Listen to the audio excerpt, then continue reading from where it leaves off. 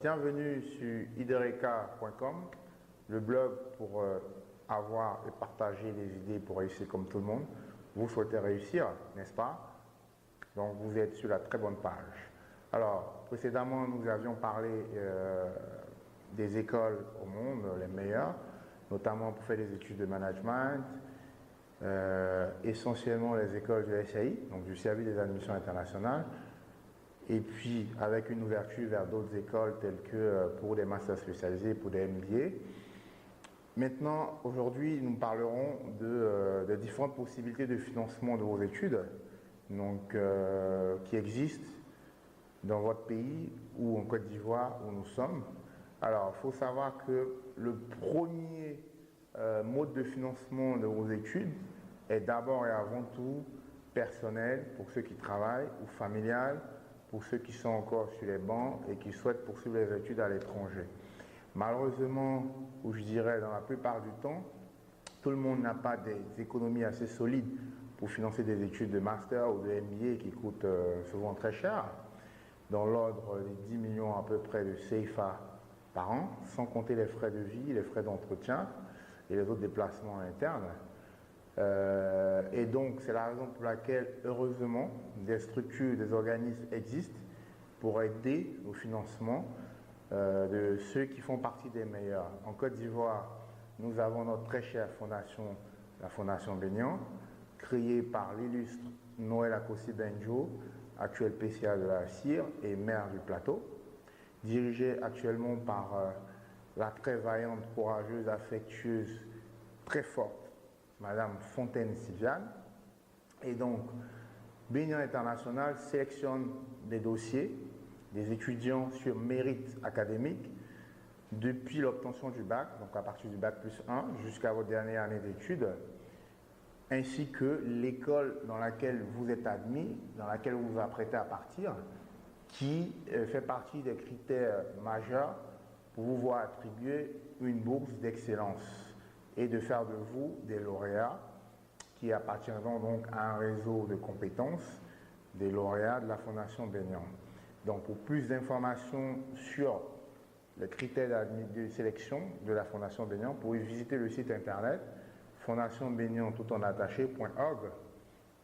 Et donc c'est le premier mode de financement.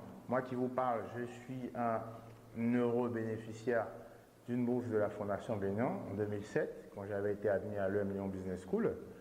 Et donc, la Fondation Benyan vous aide à pouvoir faire face à vos frais d'études, à vos frais de vie dans le pays où vous allez. Il y a également d'autres structures telles que le ministère des Affaires étrangères, également la présidence de la Côte d'Ivoire, et puis d'autres structures de façon ponctuelle. C'était le cas notamment l'année dernière avec le ministère des Finances et du Budget, dont le ministre Abdourahmane Sangaré avait reçu et donc permis par son entremise au gouvernement d'offrir donc des bourses aux 5 admis de HEC Paris qui allaient donc à cette prestigieuse école, et donc 4 parmi les 5 avaient été accompagnés par TG Master. Je disais tout à l'heure d'entrée de jeu que j'ai été lauréat de la Fondation Benyan en 2007, et je tiens à préciser que heureusement la Fondation Benyan est l'une des rares, je dirais l'une des seules en Côte d'Ivoire qui fait dans la transparence. De toute façon, le président Noël Akossi Benjo ne cesse de le dire, ou le président du jury, Maître Alain Abois, ne cesse de le marteler. Donc moi, personnellement, je ne connaissais pas la Fondation Benyan jusqu'en 2007. J'en ai entendu parler par le biais d'un ami, un fidèle ami, Issa Sidibé, à qui je fais ce clin d'œil. Et donc, moi, j'y croyais pas du tout quand il m'a dit qu'il y avait une fondation qui, par le biais de qui on pouvait soumissionner les dossiers de demande de bourse et obtenir des bourses. Je lui avais répondu en ces termes précisément: écoute, cher ami, en Côte d'Ivoire ici, on sait à qui est-ce qu'on donne ce genre de choses. C'est pas aux enfants de pauvres comme nous. Il a tellement insisté que pour finir, j'ai quand même candidaté pour la bourse de la Fondation Benyan. Et contre toute attente, j'ai été contacté me disant que j'avais été sur la liste d'attente. Donc, je crois en 2007, il y avait eu 10 personnes qui avaient été retenues. officiellement et 5 ou 6 autres sur la liste d'attente. C'était la première année où la Fondation Bénin organisait donc la remise officielle de bourses aux lauréats, en présence des officiels, tels que des ambassadeurs, des chefs d'entreprise et tout. Et donc un appel avait été lancé au cours de cette soirée, demandant donc aux personnes présentes de bonne volonté de bien vouloir se manifester pour permettre aux 5 ou 6 personnes sur la liste d'attente de pouvoir obtenir une bourse également et pouvoir continuer leurs études. Et c'est ainsi que quelques jours après, je crois juste 2 jours, j'ai été rappelé par la Fondation Bénin m'annonçant que je venais d'obtenir une bourse financée par l'ambassade de France en Côte d'Ivoire.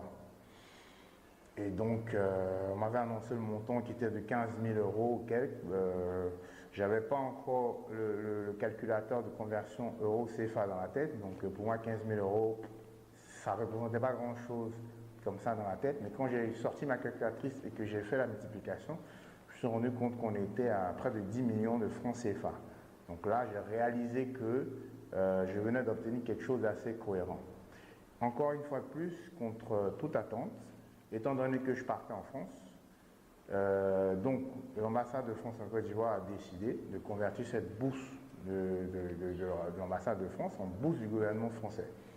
Donc j'ai eu cette grâce, je dirais, d'avoir donc une bourse du gouvernement français, ce qui équivaut à avoir vos 2 années d'études payées en totalité, les frais de vie payés en totalité, un billet d'avion auquel j'avais droit chaque année pour venir en vacances voir ma famille, et puis donc des livres, un ordinateur qui m'était offert dans le cadre de mes études.